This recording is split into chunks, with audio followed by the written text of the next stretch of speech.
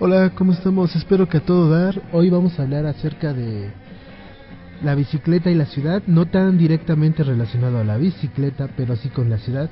En la Ciudad de México en particular para esta ocasión, porque es la ciudad en donde yo vivo y de la ciudad en la que yo puedo hablar. Yo nací y crecí en la Ciudad de México, en la Magdalena Contreras, que es una alcaldía en la cual es zona elevada. Por lo tanto no andaba mucho en bici, porque sí son pendientes muy grandes, son casi paredes en muchas ocasiones, porque sí es sí son lomas. Y bueno, eh, ta, ta, ta, ta, ta. Vamos a dejarnos llevarnos un poquito por la música. Hola, ¿qué tal? ¿Cómo estamos? Espero que a todo dar. Bienvenidos a este segundo Bici Podcast, donde hablaremos sobre temas relacionados con la bicicleta y la ciudad.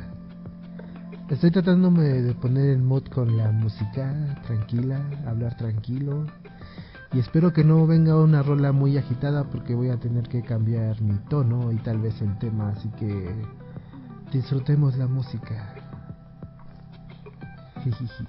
Bueno, la Ciudad de México tiene una cultura arquitectónica muy rica, muy rica, porque tenemos vestigios arqueológicos de pues la época prehispánica.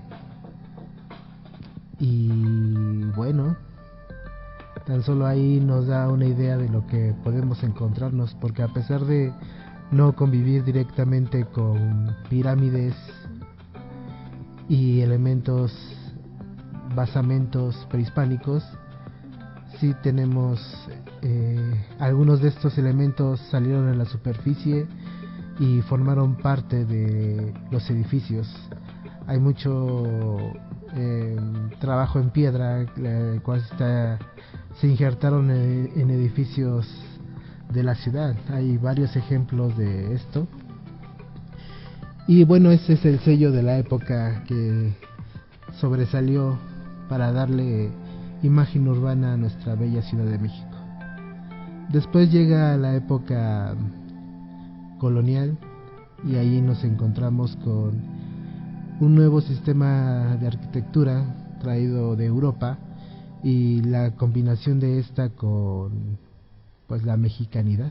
Ya va a cambiar de rol, a ver qué ritmo. Un ritmo tranquilo. Ok, sigamos cómodos pedaleando por la ciudad. Pedaleando y pues conociendo la arquitectura de la ciudad. La época colonial se caracteriza por el uso de la piedra. Estos edificios altos de 2 niveles, máximo 3, que hicieron y formaron la gran Ciudad de México. Estos edificios de gobierno, que son gobierno e iglesia, son los representantes más importantes de este tipo de arquitectura, porque son los arcos de medio punto, son estas iglesias con las bóvedas, con los cañones de bóvedas, que es todo el largo de la iglesia, y edificios gubernamentales que también son una belleza y un gran trabajo de cantera. También hay técnicas constructivas mixtas entre piedra y adobe o ladrillo o tabique.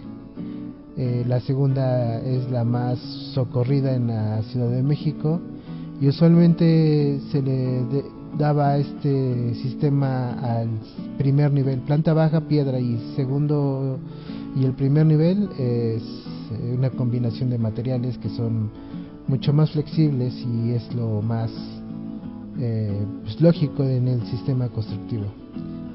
Después de esta época, que la podemos apreciar mucho en zonas como Colonia Centro, y todas las periferias de la colonia centro. Ya estamos hablando del hipódromo, de colonia, de la colonia hipódromo, de la colonia Juárez, de la colonia Roma,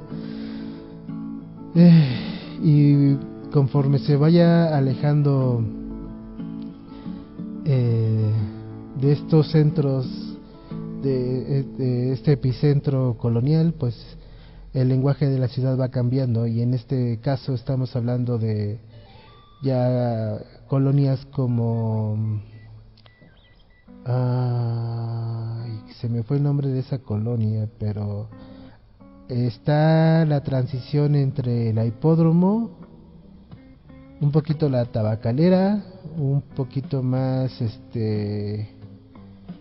ya después vienen como se diluye el lenguaje arquitectónico de la ciudad, y sería pues la época modernista, donde entra la estrella del modernismo, lo que causa la posibilidad de diseñar edificios más altos, que es el ingreso de el concreto armado. Ya estamos hablando de edificios de 5 o 6 niveles como máximo de concreto armado. Y los representantes más importantes de la arquitectura en la moda o en su sistema, porque básicamente es la misma formación en el sistema constructivo, pero difiere mucho en el diseño arquitectónico. Hablo de el minimalismo, Art Nouveau, Art Deco, la época industrial, ¿qué otro? Entre todos ellos se hace la combinación del eclecticismo, que básicamente es eso, la combinación de todos los elementos. Y para darnos una idea rápida de qué estamos hablando, por ejemplo, si hacemos una analogía de ropa, de vestidos de mujer con arquitectura, podremos tener este resumen. Por ejemplo, el Art Deco se caracterizaría por ser un vestido largo de una pieza,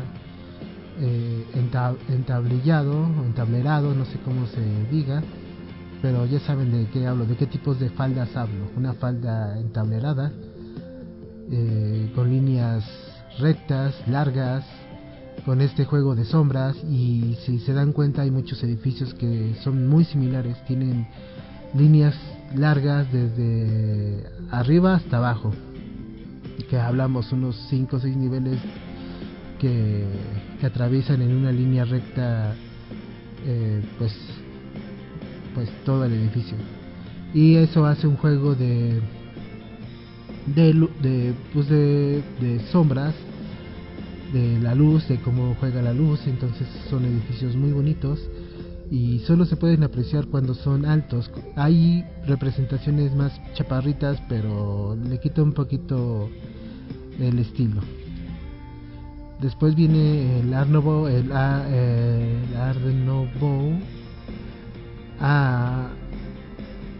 y esos son elementos como un vestido más suelto, un poquito más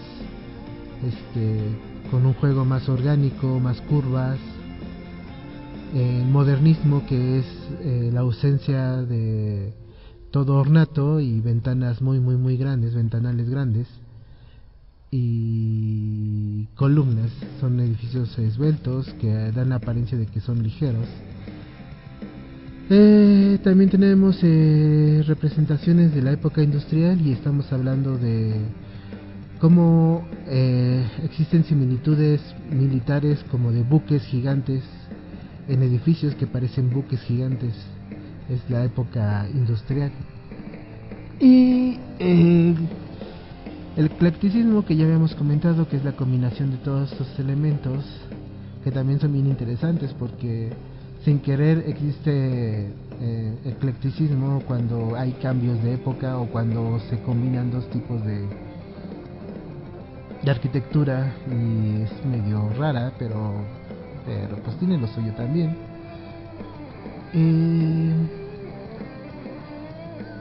Eso ya lo podemos ver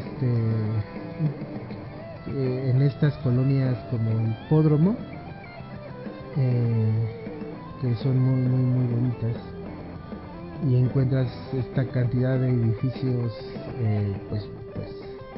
pues a por mayor. Son muy bonitas, son de época muy bonita.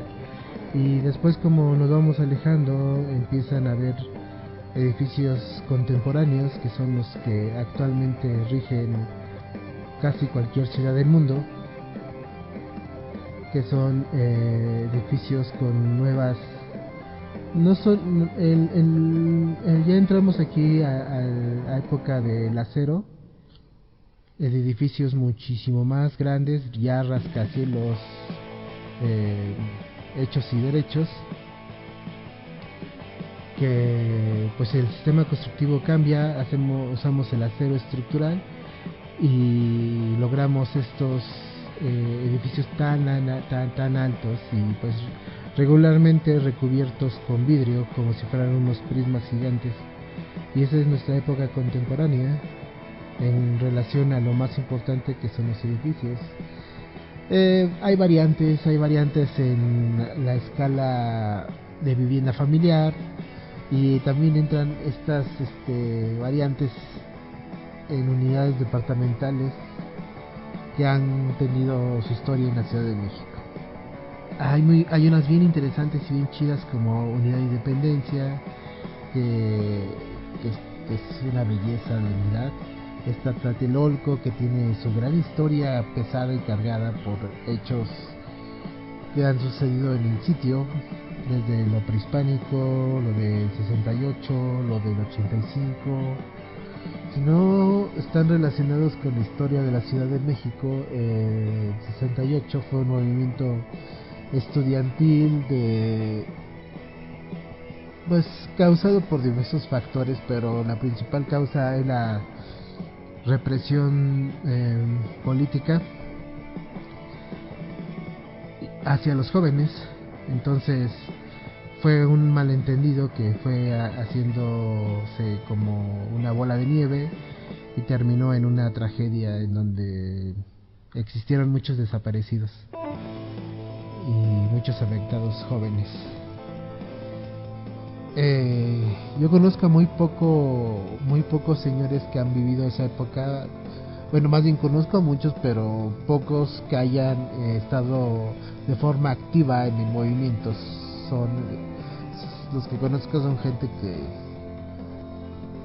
que estuvo en la época, pero no pertenecía al movimiento.